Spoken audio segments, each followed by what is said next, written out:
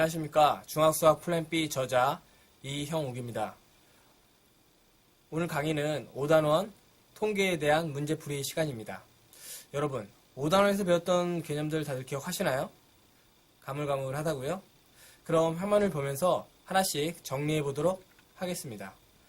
먼저 평균과 대표값입니다.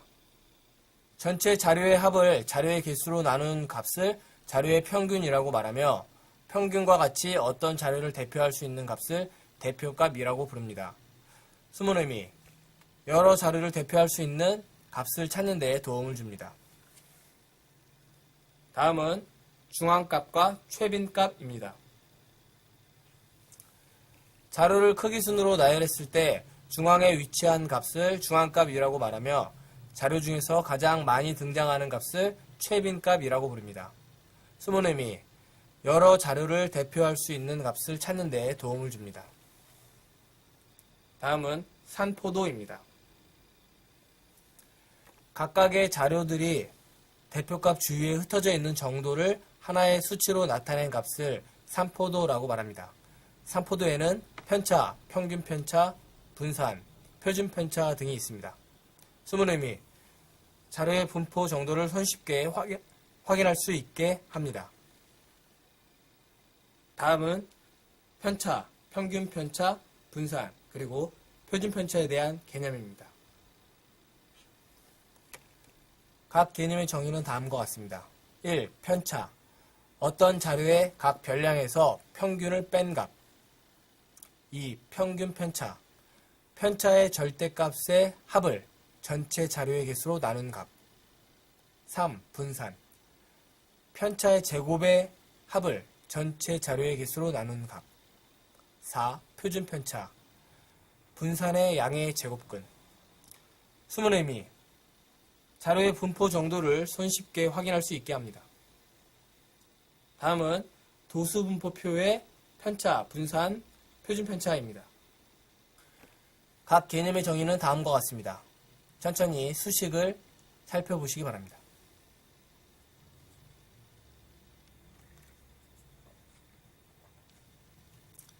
숨은 의미, 도수분포표로 표현된 자료의 분포 정도를 손쉽게 확인할 수 있게 합니다. 와우, 5단원에서 참 많은 것을 배웠네요. 그렇죠? 이제 문제를 풀어볼 시간입니다. 여러분, 어떤 방식으로 문제를 풀라고 했죠? 그렇습니다. 개념 도출형 학습 방식으로 문제를 해결하라고 말했습니다. 다들 기억하시죠? 그럼 그 의미를 다시 한번 되새겨보도록 하겠습니다. 개념 도출형 학습 방식이란 단순히 수학 문제를 계산하여 푸는 것이 아니라 문제로부터 필요한 개념을 도출한 후 그 개념을 떠올리면서 문제의 출제 의도 및 문제 해결 방법을 찾는 학습 방식을 말합니다. 문제를 통해 스스로 개념을 도출할 수 있으므로 한 문제를 풀더라도 유사한 많은 문제를 풀 수 있는 능력을 기를 수 있으며 더 나아가 스스로 개념을 변형하여 새로운 문제를 만들어낼 수 있어 좀 더 수학을 쉽고 재미있게 공부할 수 있도록 도와줍니다. 시간에 쫓기듯 정답만을 찾으려고 하지 말고 어떤 개념을 어떻게 적용해야 문제를 풀 수 있는지 천천히 생각한 후에 답을 찾아보시기 바랍니다. 문제를 해결할 수 있는 방법을 찾았다면 정답을 구하는 것은 단순 계산 문제에 불과하다는 사실 꼭 기억하시기 바랍니다. 그럼 문제 해결 과정을 순서대로 정리해 보겠습니다. 첫째, 이 문제를 풀기 위해 어떤 개념을 알아야 하는가? 둘째, 그 개념을 간단히 설명해 보아라. 셋째, 문제의 출제 의도를 말하고 어떻게 풀지 간단히 설명해 보아라.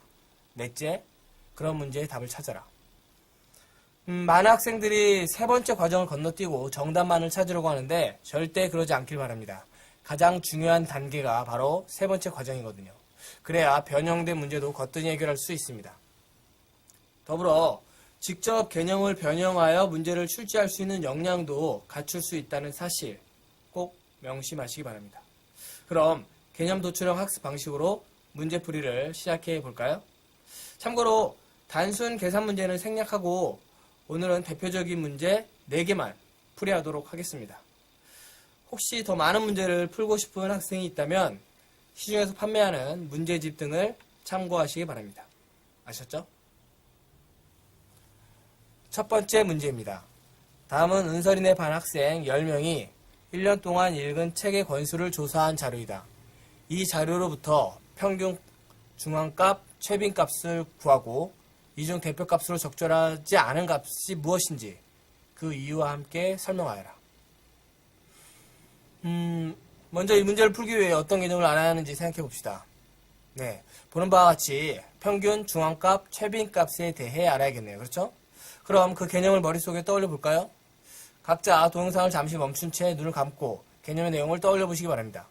혹여 기억이 잘 나지 않는 학생이 있다면 동영상을 앞으로 돌려 개념의 내용을 다시 한번 확인해 보시기 바랍니다.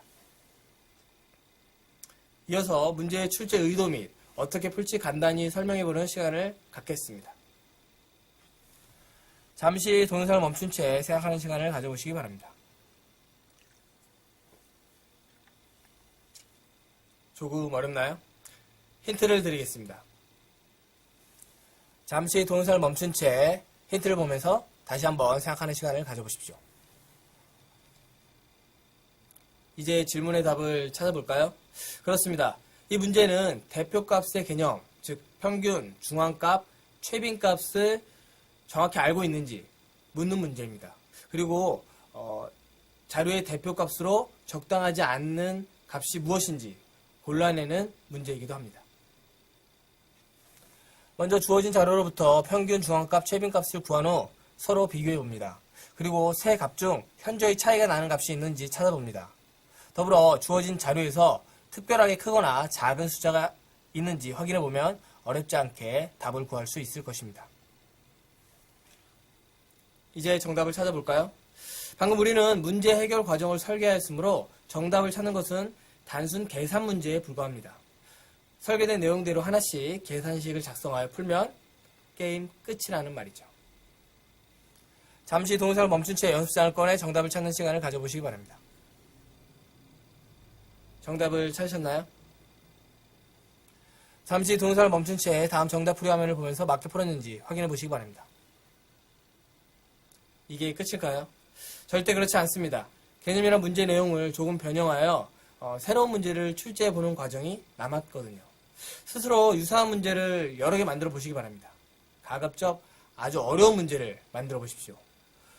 그렇게 하면 본인이 만든 문제의 난이도보다 낮은 수준의 문제는 모두 풀 수 있는 능력을 기르게 될 것입니다. 잠시 동영상을 멈춘 채 새로운 문제를 출제하는 시간을 가져보시기 바랍니다. 직접 문제를 출제해보니 어떠세요? 평균, 중앙값, 최빈값의 개념이 점점 쉬워지죠? 두 번째 문제입니다. 다음은 은설인의 반 학생 10명의 키에 대한 편차를 조사한 내용이다. 경화의 키가 얼마인지 구하여라. 단, 10명의 학생의 키에 대한 평균값은 170cm이다. 먼저 이 문제를 풀기 위해 어떤 개념을 알아야 하는지 생각해 봅시다. 보는 바와 같이 편차의 개념에 대해 알아야겠네요. 그렇죠? 그럼 그 개념을 머릿속에 떠올려 볼까요? 각자 동영상을 잠시 멈춘 채 눈을 감고 개념의 내용을 떠올려 보시기 바랍니다. 혹여 기억이 잘 나지 않는 학생이 있다면 동영상을 앞으로 돌려 개념의 내용을 다시 한번 확인해 보시기 바랍니다. 이어서 문제의 출제 의도 및 어떻게 풀지 간단히 설명해 보는 시간을 갖도록 하겠습니다. 잠시 동영상을 멈춘 채 생각하는 시간을 가져보시기 바랍니다. 조금 어렵나요? 힌트를 드리겠습니다. 잠시 동영상을 멈춘 채 힌트를 보면서 다시 한번 생각하는 시간을 가져보십시오. 이제 질문의 답을 찾아볼까요? 그렇습니다. 이 문제는 편차의 개념을 정확히 알고 있는지 묻는 문제입니다. 일단 경화의 키에 대한 편차를 x로 놓은 후 편차의 합이 0이 되도록 x에 대한 방정식을 도출해 봅니다. 여기서 우리는 x값을 쉽게 구할 수 있을 것입니다. 더불어 경화의 키의 값을 y로 놓을 경우 별량 y에서 평균을 뺀 값, 즉 y-170은 편차 x와 같을 것입니다. 이 점을 활용하면 어렵지 않게 경화의 키를 계산할 수 있습니다. 이제 정답을 찾아볼까요? 방금 우리는 문제 해결 과정을 설계했으므로 정답을 찾는 것은 단순 계산 문제에 불과합니다. 설계된 내용대로 계산식을 작성하여 풀면 게임 끝이라는 거죠. 잠시 동영상을 멈춘 채 연습장을 꺼내 정답을 찾는 시간을 가져보십시오. 정답을 찾으셨나요? 잠시 동영상을 멈춘 채 다음 정답 풀이 화면을 보면서 본인이 맞게 풀었는지 직접 확인해 보시기 바랍니다.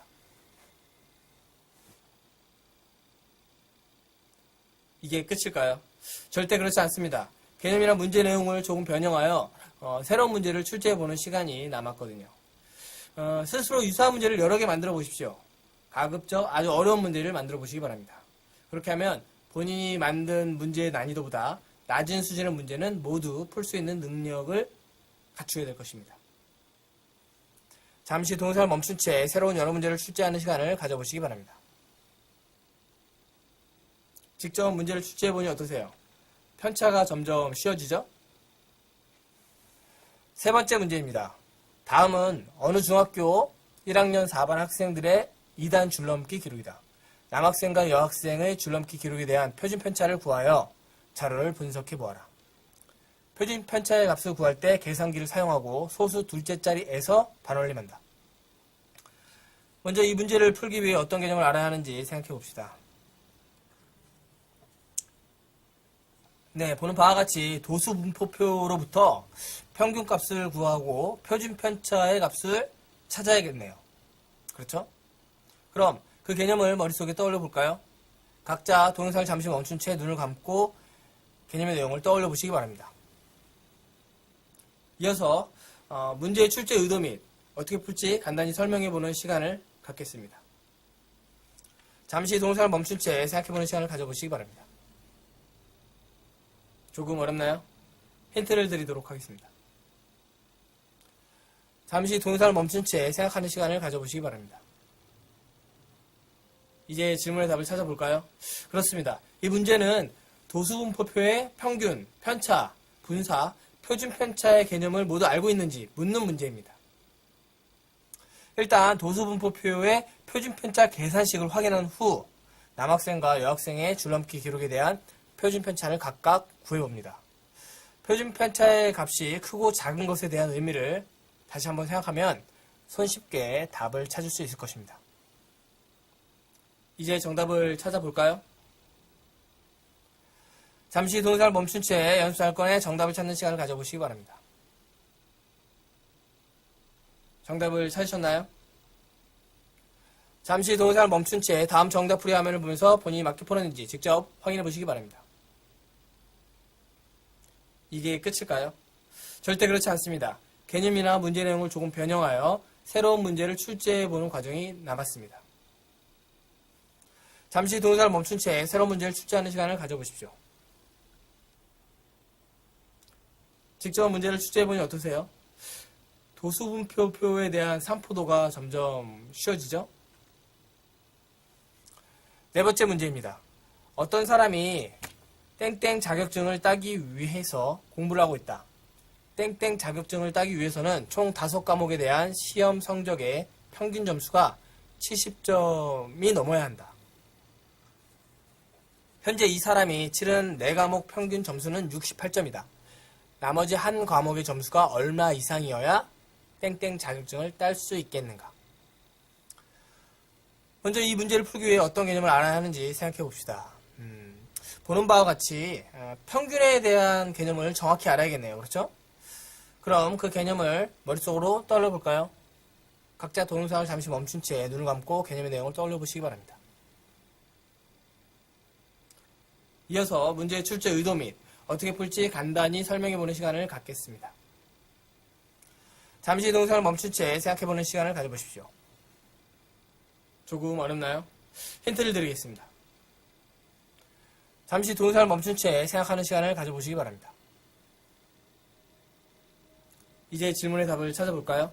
그렇습니다. 이 문제는 평균에 대한 정의, 즉 계산식에 대해 정확히 알고 있는지, 그리고 등식의 성질을 활용하여 우리가 구하고자 하는 값을 찾을 수 있는지 묻는 문제입니다.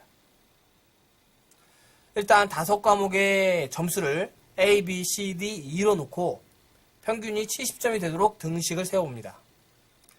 그리고 이미 치른 4과목의 점수를 A, B, C, D라고 하여 평균이 68점이 되도록 계산식을 세운 다음 도출된 두 식을 더하거나 빼면 어렵지 않게 답을 찾을 수 있을 것입니다. 이제 정답을 찾아볼까요? 잠시 동영상을 멈춘 채 연습장을 꺼내 정답을 찾는 시간을 가져보시기 바랍니다. 정답을 찾으셨나요? 잠시 동영상을 멈춘 채 다음 정답 풀이 화면을 보면서 맞게 풀었는지 확인해 보시기 바랍니다. 이게 끝일까요? 절대 그렇지 않습니다. 개념이란 문제 내용을 조금 변형하여 새로운 문제를 출제해보는 과정이 남았습니다. 잠시 동영상을 멈춘 채 새로운 문제를 출제하는 시간을 가져보시기 바랍니다. 직접 문제를 출제해보니 어떠세요? 평균의 개념이 점점 쉬워지죠? 이처럼 개념 도출형 학습 방식으로 문제를 풀면 한 문제만 풀어도 그와 유사한 많은 문제를 풀 수 있는 능력을 기를 수 있습니다. 이제 강의를 마칠 시간이네요. 엔딩 화면으로 개념 도출형 학습 방식과 문제 해결 과정을 보여드릴 테니까 각자 스스로 정리하는 시간을 가져보시기 바랍니다. 감사합니다.